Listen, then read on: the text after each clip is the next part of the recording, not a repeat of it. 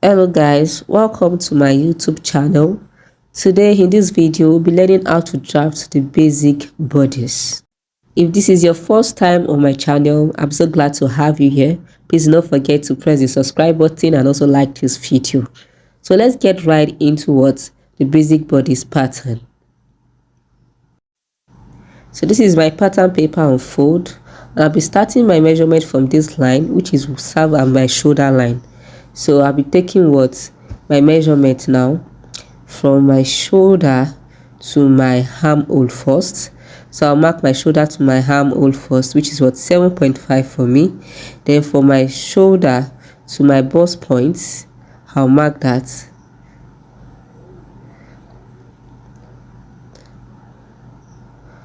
I'll also mark my shoulder to my waist. Then I'll mark my shoulder to the length of my top.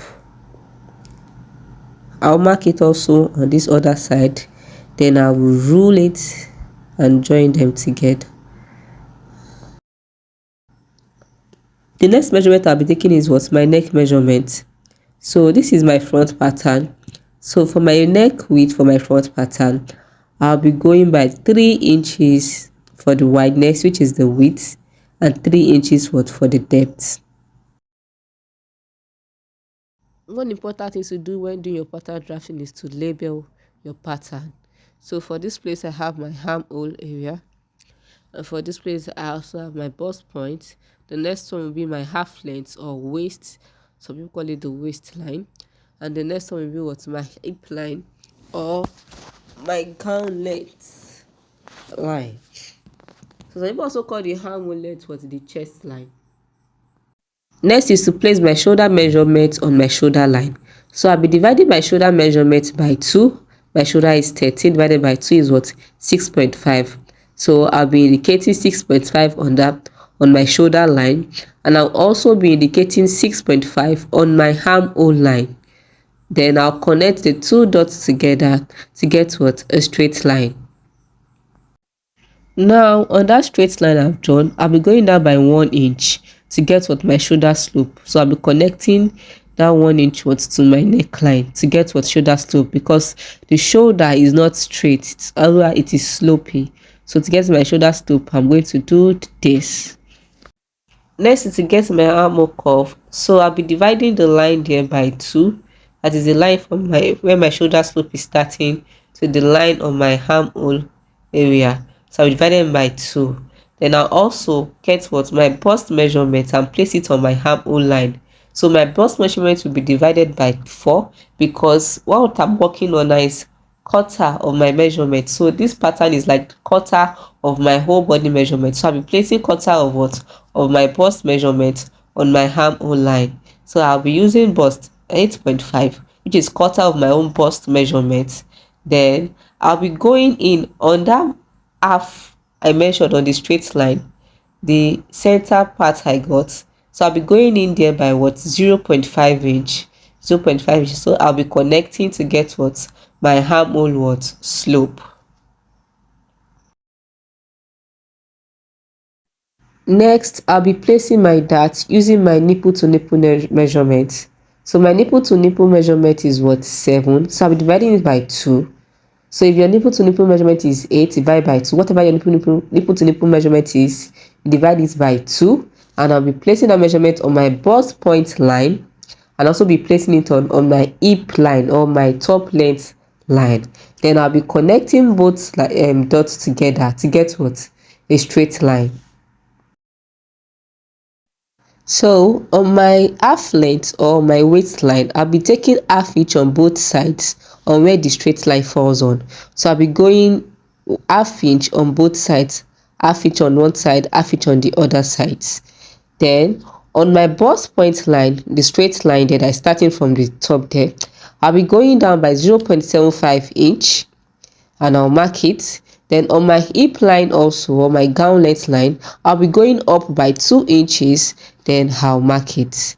Then I'll be connecting the 4 dots together, and that will be what my dart for my top.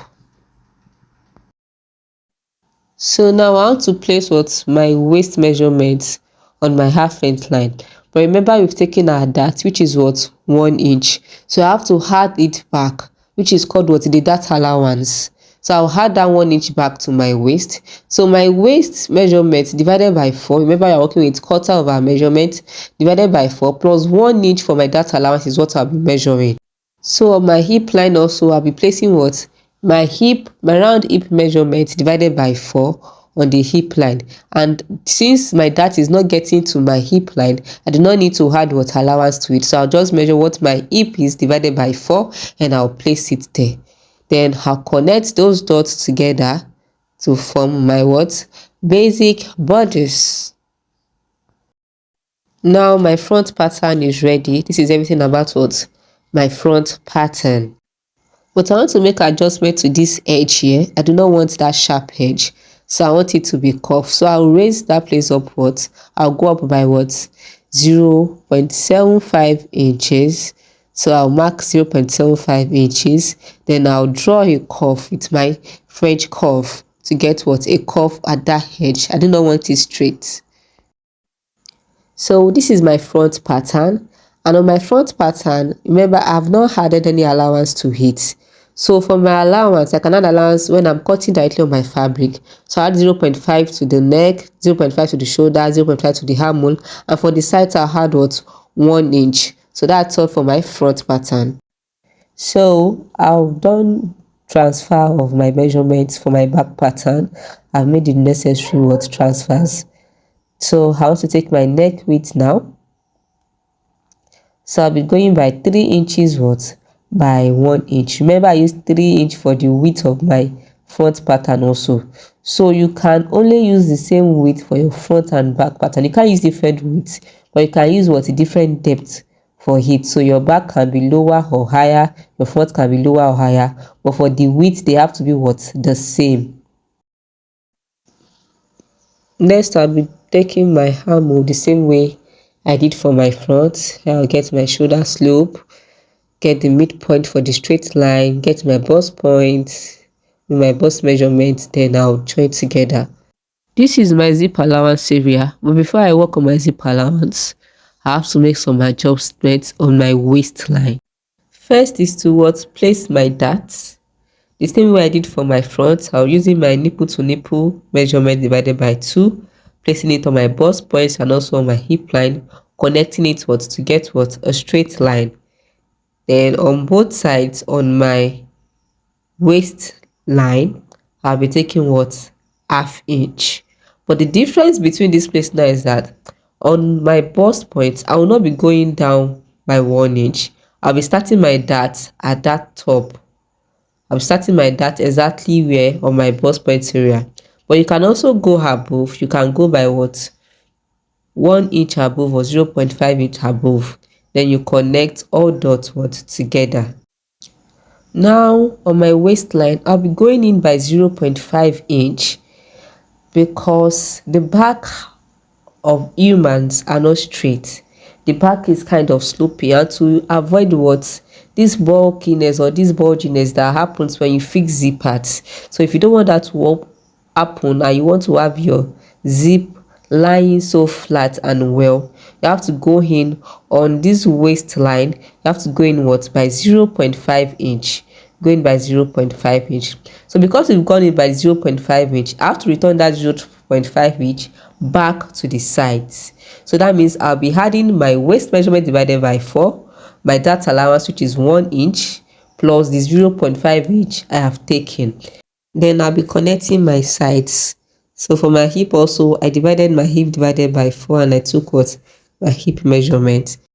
So the 0.5 I took in on my waist for my zip slope, I'll be connecting it what, to my hip line, and I'll also be connecting it what, to my neck, like that. Now I'll be taking what, my zip allowance. So my zip allowance, you have to follow that same slope. I'm not following the straight line anymore, so I'm following the slope I just made now. So I'll be measuring 1 inch from my neck. I'll be measuring 1 inch from that 0.5 I took in, and I'll be measuring what, 1 inch also on my hip line. Then I'll connect. So that will be what, my new what, zip allowance. That will be my zip allowance. By the time I connect it, you see how it will look like.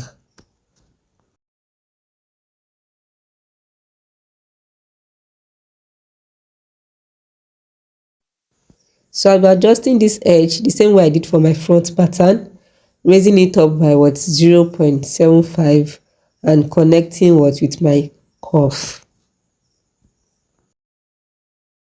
So my back pattern is ready. I'll cut out now for you to see. I'll cut out the front pattern also. This is my back pattern and my front pattern. I've cut them out. You can see how they look. I hope this tutorial has been useful for you. So we do not need this straight line anymore. So I'm just cancelling it. So you know that this straight line is what is not needed. This is my pattern now. So thank you guys for watching. Thank you so much. I appreciate it. Please do not forget to like this video. Do not forget to subscribe to my channel if this is your first time of watching my video. And I appreciate you for watching my video. Thank you. Have a lovely afternoon, morning, evening, depending on the time you're watching this video. I'll see you guys later. Bye.